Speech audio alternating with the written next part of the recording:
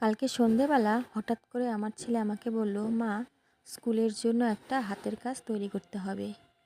তারপর আমি ভাবলাম, হাতের কাজ এত তাড়াতাড়ি কি বানাবো?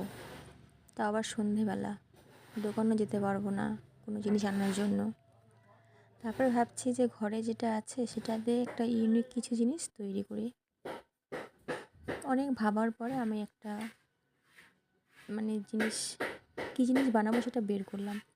তারপরে ঘরে থেকেই যা যা ছিল সব কিছু খুঁজে বের করলাম, করে মা ছেলে মিলে একটা অল্প কিছু জিনিস দিয়ে এই জিনিসটা বানিয়ে ফেললাম।